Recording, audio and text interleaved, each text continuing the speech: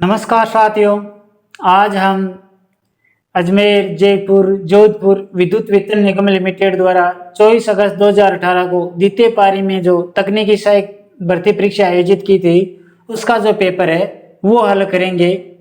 तो इस पेपर का पहला प्रश्न है, यदि किसी धातु के तार के क्षेत्र दी गई लंबाई दोगुनी हो जाती है तो इसका प्रतिरोध कितना होगा। क्या कह रहे हैं कि कोई तार है जिसका क्षेत्र जो पहले है उससे 2 गुना लंबाई का कर दिया जाए। क्षेत्र यानी कट्टा क्षेत्रफल 2 गुना कर रहा है। मान लो कोई चालक है जिसका क्षेत्र यानी ये एरिया मान लो कि 2 सेमी स्क्वायर है, उदाहरण के तौर पर मान लो। अब क्या कह रहा है कि तार के क्षेत्र दी गई लंबाई 2 गुनी हो जाए, यानी क्षेत्र की लंबाई 2 गुनी कर दी जाए, यानी कट्टा क्षेत्रफल है वो 2 गुना कर दिया जाए। पहले 2 वर्ग सेमी, अब मान लो कि 4 सेमी स्क्वायर कर दिया जाए तो इसका प्रतिरोध क्या होगा, ये पूछ रहे हैं। तो प्रतिरोध नियम के अनुसार किसी चालक का प्रतिरोध लंबाई के समानुपाती होता है, कट्टा क्षेत्रफल के विलोमानुपाती होता है और विशिष्ट प्रतिरोध पर भी निर्भर करता है। तो यहाँ कट्टा क्षेत्रफल पहले की अपेक्षा 2 गुना कर रहे हैं, यानी क्षेत्र को 2 गुना, क्षेत्र की लंबाई 2 गुनी कर दी जाए। इसका से क्या हो गया कि क्षेत्र को 2 गुना कर रहे हैं। तो आर यदि कट्टा क्षेत्रफल 2 गुना कर रहे हैं तो प्रतिरोध क्या हो जाएगा, विलोमानुपाती यानी आधा हो जाएगा।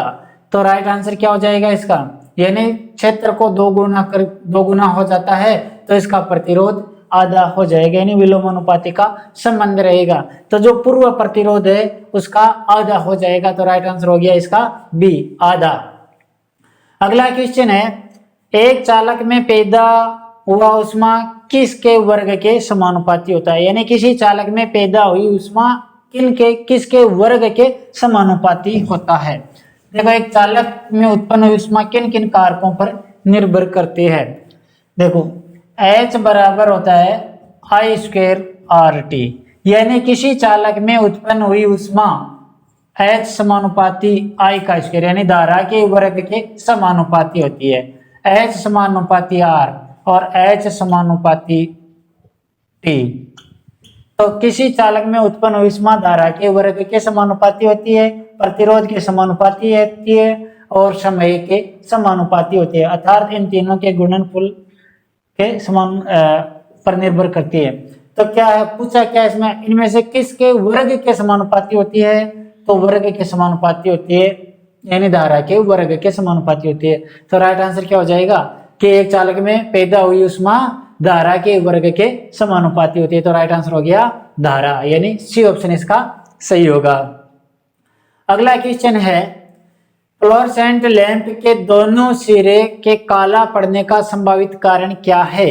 यानी एक ट्यूब है, ट्यूबलाइट है, और ट्यूबलाइट के दोनों जो सिरे हैं, यानी जो यहाँ के जो तंतु है, फिलामेंट है, तो फिलामेंट के पास ही यहाँ से ब्लैक हो रहा है, यानी फ्लोरोसेंट लैंप के दोनों अंत, यानी ये जो दोनों सिरे ये ब्लैक हो रहे हैं, काला हो रहे हैं। तो काला होने का कारण क्या है। ऑप्शन देखो, फ्लोरोसेंट लैंप को बार बार शुरू करना, इससे हो सकता है। कम या अधिक वोल्टेज, इससे भी हो सकता है। प्री हीट में स्टार्टर द्वारा अधिक या कम समय लेना, यानी जो स्टार्टिंग के समय जो स्टार्टर है इस हीटिंग एलिमेंट को गर्म करता है, इस समय ज्यादा या कम समय ले रहा है तो भी हो सकता है। अनुचित बालेस्ट, यानी इसका जो चौक या इलेक्ट्रॉनिक चौक जिसे हम बालेस्ट कहते हैं वो अनुचित प्रकार का, यानी उसके अनुरूप नहीं है तो भी के कारण हो सकता है। तो उपरोक्त सभी कारण है जो लैंप के काले दोनों जो सिरे हैं उनको काले पड़ने के संभावित कारण हो सकते हैं। तो उपरोक्त सभी, यानी राइट आंसर हो गया ई, ये सभी। अगला क्वेश्चन है, जब सोडियम वेपर लैंप चालू किया जाता है तो प्रारंभ में रंग कौन सा होता है। एक सोडियम वेपर लैंप है, उसको हम प्रचलित करते हैं तो स्टार्टिंग के समय ये किस प्रकार का प्रकाश उत्सर्जित करता है। अगला क्वेश्चन है, एसी सर्किट में शुद्ध प्रेरक द्वारा की गई बिजली खपत कितनी होती है। यानी एसी सर्किट में शुद्ध इंडक्टिव परिपथ द्वारा बिजली की खपत कितनी की जाती है। तो शुद्ध इंडक्टिव हो चाहे शुद्ध कैपेसिटिव हो, इन दोनों के द्वारा विद्युत शक्ति की खपत शून्य की जाती है, क्योंकि देखो P बराबर क्या होता है, P बराबर होता है V इंटू आई इंटू कॉस फाई, यानी शक्ति गुणांक। इस सिंगल पेज परिपथों में V इंटू आई इंटू शक्ति गुणांक। अब शुद्ध इंडक्टिव या शुद्ध कैपेसिटिव परिपथ है तो V और I के बीच का कला कोण, यानी V और I के बीच 90 डिग्री का कलांतर हो जाएगा। तो शक्ति गुणांक का मान क्या होगा, यानी थीटा का मान क्या हो जाएगा, कोस 90 डिग्री, और 90 का मान क्या हो जाएगा, कोस 90 का मान होता है 0। तो कोस 90, तो शक्ति गुणांक का मान क्या हो जाएगा, V इंटू आई इंटू 0। अब किसी भी संख्या को 0 से गुणा करेंगे तो 0 आएगा, तो कुल शक्ति क्या हो जाएगी, 0 हो जाएगी। किसमें, शुद्ध कैपेसिटिव और शुद्ध इंडक्टिव परिपथ के अंदर। तो शुद्ध कैपेसिटिव और शुद्ध इंडक्टिव परिपथ में बिजली खपत का मान 0 वाट होता है, यानी 0 वाट खपत होती है, यानी कोई खपत नहीं होती है शुद्ध इंडक्टिव और शुद्ध कैपेसिटिव में। और यदि शुद्ध प्रतिरोधी परिपथ में पूछ ले तो जो शक्ति होती है वो संपूर्ण खपत होती है, यानी 0 की बजाय हम कहेंगे संपूर्ण या इकाई कह सकते हैं, उससे शक्ति गुणा का मान इकाई होता है।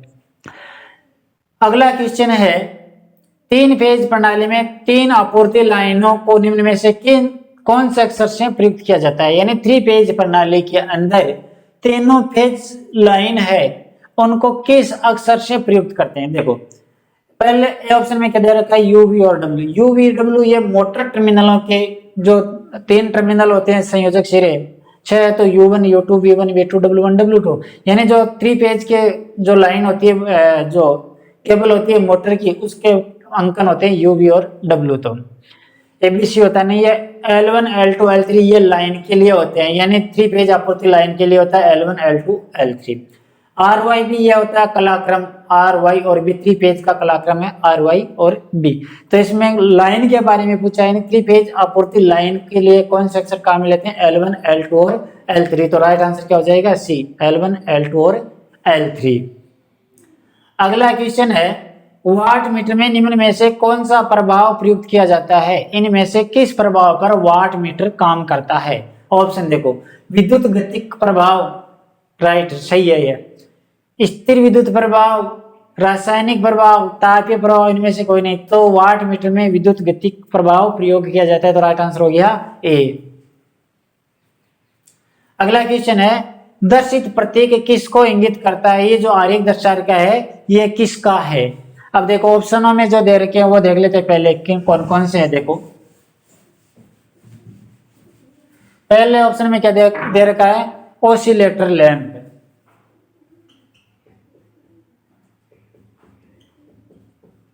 ऑसिलेटर लैंप, यानी ऑसिलेटर लैंप का प्रतीक किस प्रकार का होता है, एक ये हो गया मान लो सामान्य लैंप का प्रतीक, और इसके ऊपर इस प्रकार से ऑसिलेशन कर दो तो ये हो गया ऑसिलेटर लैंप।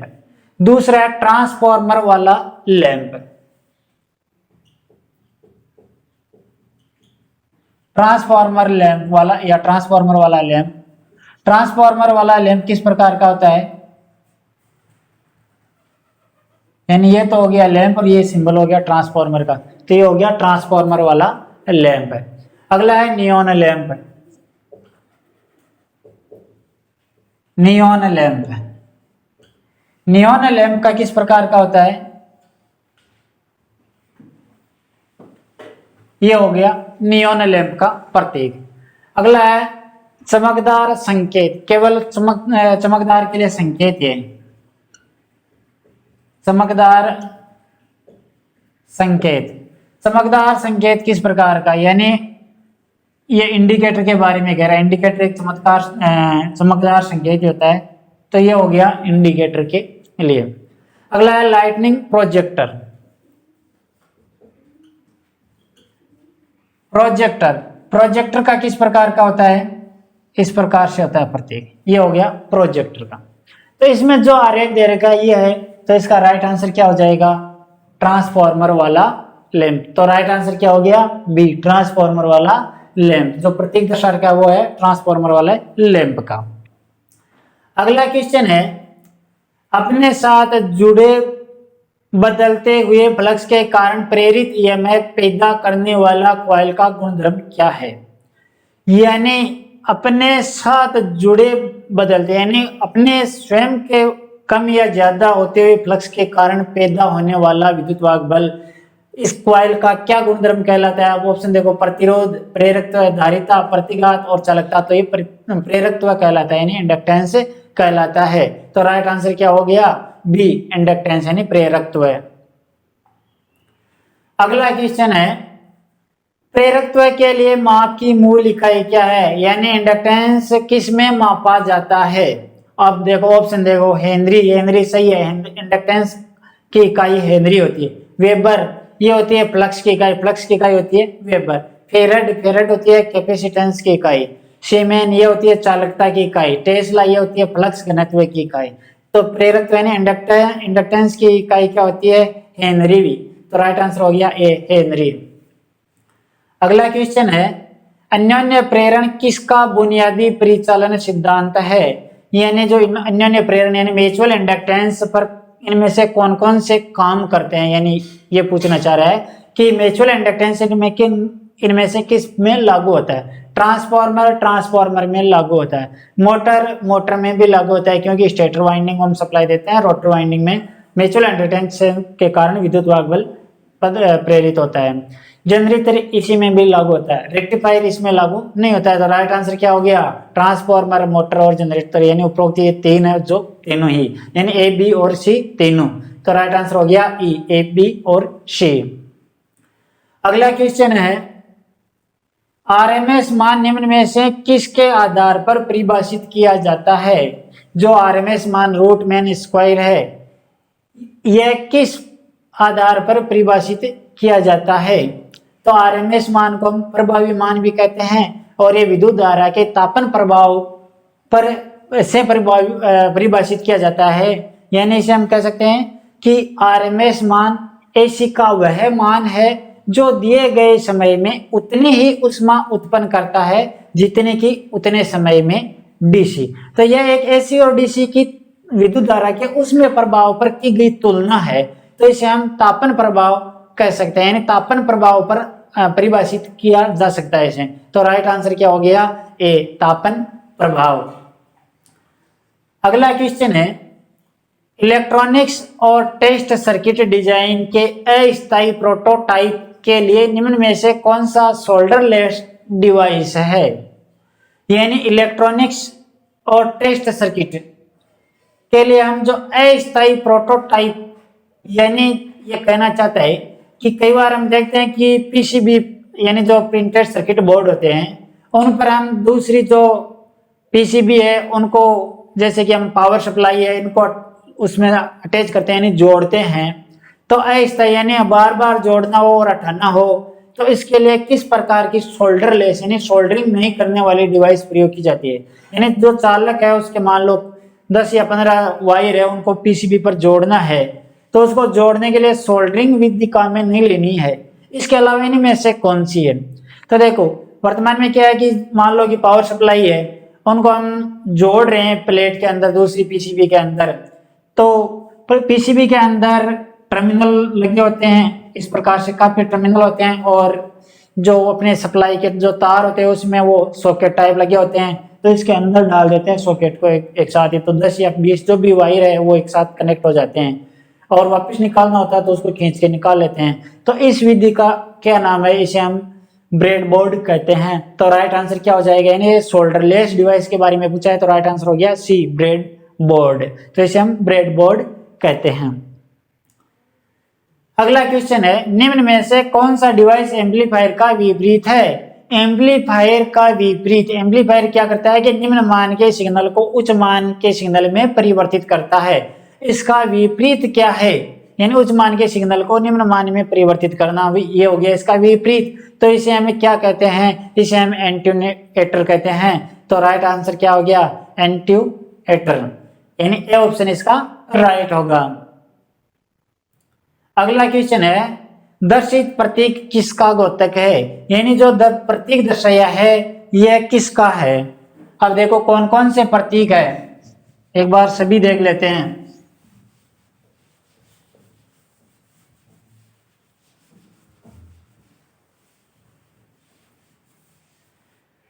पहले में दे रखा है, ए ऑप्शन में दे रखा है प्रीसेट प्रतिरोध। ये जो दे रखा है वो प्रीसेट प्रतिरोध का ही है। प्रीसेट प्रतिरोधक, प्रीसेट प्रतिरोधक का प्रतीक किस प्रकार का होता है? ये हो गया प्रतिरोधक और ये हो गया प्रीसेट प्रतिरोधक, यानी पूर्व संयोजित प्रतिरोधक है। दूसरा है इसमें LDR, light dependent register. LDR का प्रतीक किस प्रकार का होता है? ये हो गया रजिस्टर और इस पर प्रकाश की किरणें आ जाएगी तो ये हो जाएगा light dependent register, light dependent प्रतिरोधक। अगला है पोटेंशियोमीटर।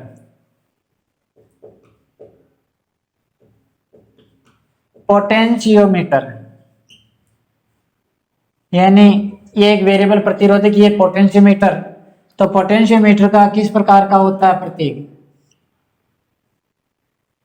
ये हो गया पोटेंशियोमीटर का प्रतीक। अगला है रियोस्टेट।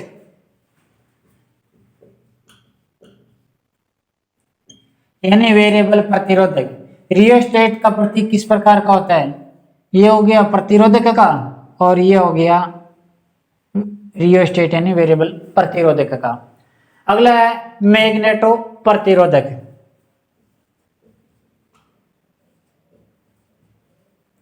मैग्नेटो प्रतिरोधक, मैग्नेटो प्रतिरोधक का प्रतीक किस प्रकार का होता है?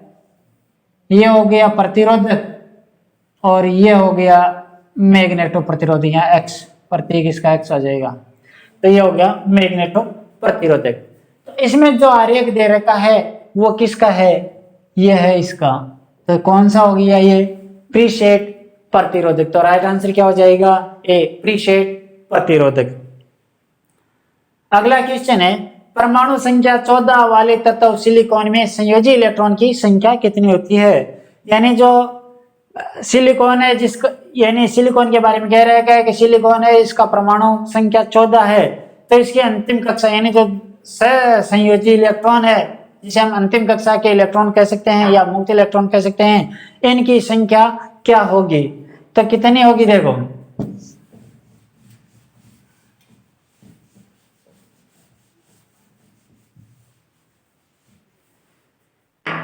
परमाणु संख्या कितनी है? 14। तो प्रथम कक्षा में कितने होंगे? 2n² सूत्र द्वारा, यानी प्रथम कक्षा के अंदर कितने इलेक्ट्रॉन रहेंगे? 2 × 1 का स्क्वायर बराबर 2। दूसरी कक्षा में 2 × 2 का स्क्वायर, 2 दूनी 4, 4 दूनी 8। तीसरी कक्षा में कितने रहेंगे? जो शेष है वो 8, तो 10, 14 में से 10 के कितना रहे शेष? 4। तो तीसरी कक्षा या अंतिम कक्षा में कितने इलेक्ट्रॉन रहेंगे? 4। तो संयोजी इलेक्ट्रॉन की संख्या कितनी हो जाएगी? 4। जो अंतिम कक्षा में इलेक्ट्रॉन है वो संयोजी इलेक्ट्रॉन, तो कितने हो गए? 4। तो राइट आंसर हो गया, यानी मुक्त इलेक्ट्रॉन कह सकते हैं इसे हम, तो राइट आंसर हो गया 4, यानी बी ऑप्शन इसका सही होगा।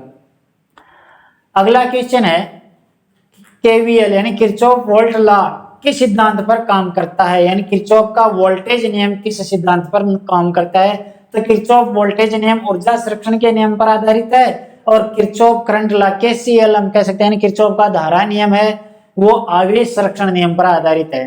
तो यानी केसीएल के बारे में पूछ लेता तो इसमें राइट आंसर होता ए, आवेश संरक्षण का नियम, और केवीएल के बारे में पूछा है तो ऊर्जा संरक्षण का नियम, तो राइट आंसर हो गया बी। तो इसमें केवीएल के बारे में पूछा है तो राइट आंसर हो जाएगा इसका ऊर्जा संरक्षण का नियम, यानी बी ऑप्शन इसका सही होगा।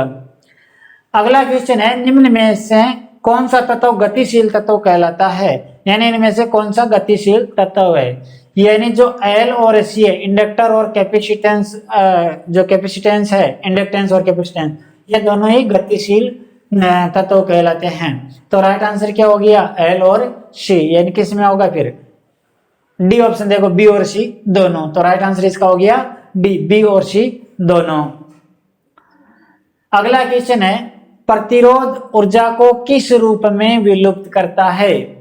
यानी किसी मान लो परिपथ है, इसके अंदर हम प्रतिरोधक लगाते हैं। प्रतिरोध क्यों लगाते हैं? वोल्ट खपत करने के लिए, यानी ऊर्जा को विलुप्त करने के लिए। तो यह ऊर्जा को किस रूप में विलुप्त करता है? तो प्रतिरोध है वो वोल्ट खपत करता है, और वोल्ट जो खपत होंगे वो उष्मा में विकिरित होंगे, यानी उष्मा में विलुप्त होंगे। तो प्रतिरोधक है वो जो भी वोल्ट खपत करता है उसके कारण वो गर्म होता है और उष्मा उत्पन्न होती है और वो वायुमंडल में विलुप्त होती है। तो ऊर्जा को उष्मा ऊर्जा में विलुप्त करता है। तो राइट आंसर क्या हो जाएगा? ए ऑप्शन इसका सही होगा, यानी उष्मा में विलुप्त करता है। अगला क्वेश्चन है, सक्रिय फिल्टर में निम्न में से कौन सा तत्व अनुपस्थित होता है? यानी जो सक्रिय फिल्टर है इनमें से कौन सा तत्व उपस्थित नहीं होता है, यानी अनुपस्थित होता है? कैपेसिटर, सक्रिय फिल्टर में कौन सा अनुपस्थित होता है? तो कैपेसिटर होता है। ओपी एम्पलीफायर, प्रतिरोधक, ए और बी दोनों, यानी ये सभी उपस्थित होते हैं इसमें। तो राइट आंसर क्या हो जाएगा? ई, इनमें से कोई नहीं। तो इसका राइट आंसर हो गया ई, इनमें से कोई नहीं, क्योंकि ये सभी उपस्थित होते हैं। तो ये कुछ प्रश्न थे, शेष प्रश्न आगामी जो वीडियो है उसमें रहेगा। ठीक है साथियों।